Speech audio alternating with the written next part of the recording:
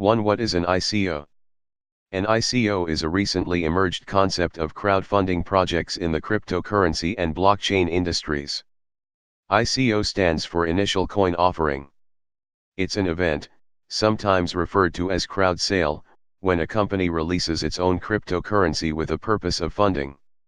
It usually releases a certain number of crypto tokens and then sells those tokens to its intended audience, most commonly in exchange for bitcoins, but it can be fiat money as well.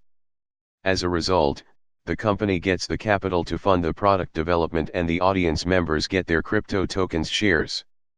Plus, they have complete ownership of these shares. 2. Have there been many successful ICOs? Yes, there are plenty of examples.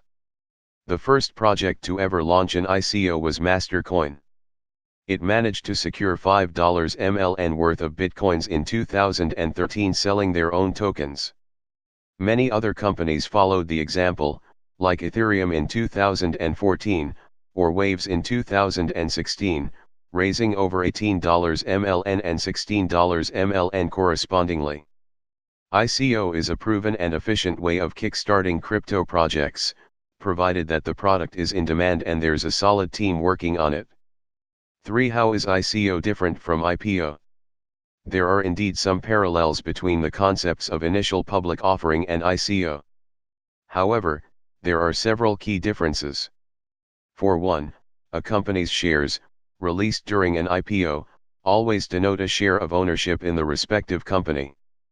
This is not, by default, a case with crypto tokens that are sold to the public in an ICO. Crypto tokens can be used to transfer voting powers, a larger share of tokens giving more voting power, in some projects, but more often those tokens are just that, units of currency that you can send to other users and exchange for other currencies.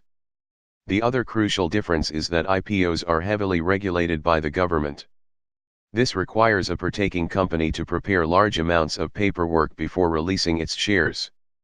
It also implies severe consequences in the case of non-compliance. Conversely, cryptocurrency crowdfunding is a new scene, largely untouched by government regulation.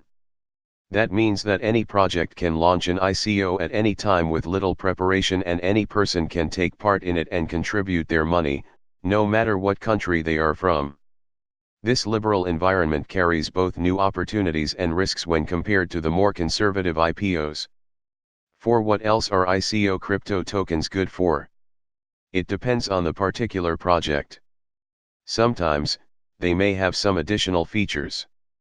One good example is StorJ coins are crypto tokens, which were released by StorJ.io during its ICO. StorJ.io is a decentralized cloud storage startup, and when its main product is released the users will be able to spend StorJ coins on the storage space, in addition to just being able to trade them like any other coin. Another prominent example is Ethereum, a platform for building decentralized applications of all kinds.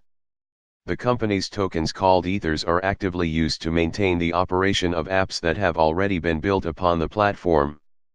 In theory, ICO tokens may be used for just about anything, displayed by none other than Ethereum. The spectrum of possible uses depends on the scope of the project. 5. What's in ICO for me? There are many possible benefits to taking part in an ICO. The obvious one is, you are helping the company launch its product. There is also an opportunity to make a profit selling ICO tokens after you've purchased them. Just like with Kickstarter, the key goal for every ICO participant is to help fund a project that they personally consider interesting and appealing. However, there is an additional opportunity to make a profit in the process. In most cases, the crypto tokens released during an ICO are sold at a fixed price denominated in bitcoins or US dollars. That price isn't backed by anything but the community's faith in the development team to release a finished product at some point in the future, so it's usually pretty low. After the project is developed and launched, the token's value becomes secured by a real, working product. And that almost always leads to an increase in price. When this happens, the original backers may sell their tokens for a substantial profit. For example, During the ICO of Ethereum in 2014, the tokens were sold at a price ranging from 30 cents to 40 cents per token. After the project's main platform was released in July 2015, the price of each token has risen significantly, reaching as high as $19.42 at one point. This means that some of the luckiest participants were able to claim an ROI of over 6,000%. However, you should keep in mind that any profits aren't guaranteed. An ICO campaign may fail, and in that case, all contributions will be returned to their senders. Even if it does succeed, there is a chance that the developers will not be able to deliver a final product and the price of tokens will never go up. This is a risk that all ICO participants have to take into account when they decide to contribute to any campaign. 6. Where can I find more projects launched their own ICOs? There are platforms out there dedicated to making the process of finding and joining an ICO campaign as easy as possible. These include Waves, ICO Bazaar, and our very own ICO calendar. A lot of blockchain projects have been launching their ICOs on their own websites. This practice is suboptimal in a lot of cases because it leads to limited exposure of the campaign. It's not easy to attract a lot of people to your landing page on your own. That's why people have started creating platforms, which aggregate ICO campaigns of different startups, much like Kickstarter or Indiegogo do for non-blockchain-based projects. Ironically, some of these platforms were also funded via their own ICOs. Here are some of them. Waves. Economy. State of the dApps, Ethereum-based. 7. Won't the owners of the project just run away with my money? There are little to no guarantees enforced by the government, depending on the country.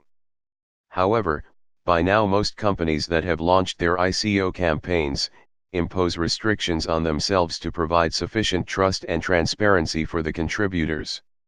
The earliest ICOs were very improvised by its nature, with little rules or restrictions. But soon blockchain startup owners realized that without government regulations, it becomes their duty to establish the terms that will ensure sufficient trust from the community and, by extension, the sufficient inflow of contributions.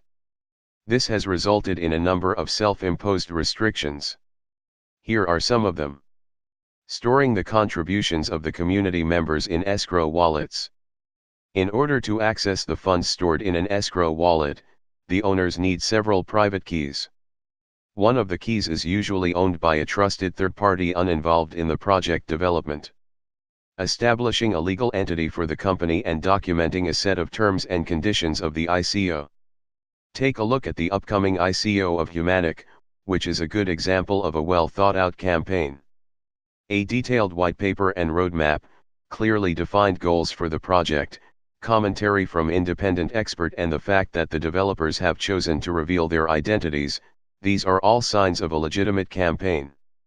8. How to spot a possible ICO scam.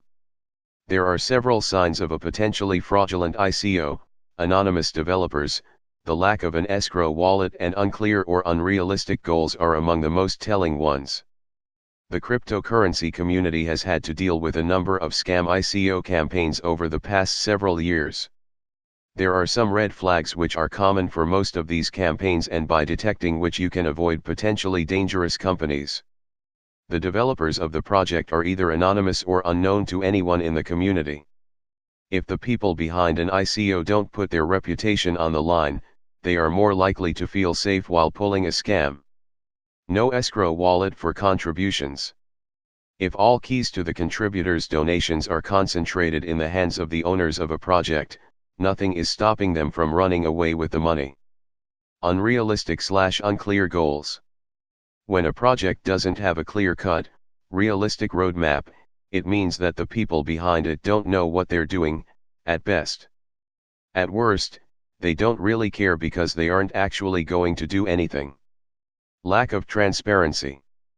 Today, showing work-in-progress stages of your project to the audience is considered an industry standard in crypto. If the developers don't release code snippets, demo/beta versions of their product, behind-the-scenes videos or other kinds of reports on their progress, it is possible that they don't have anything to show at all.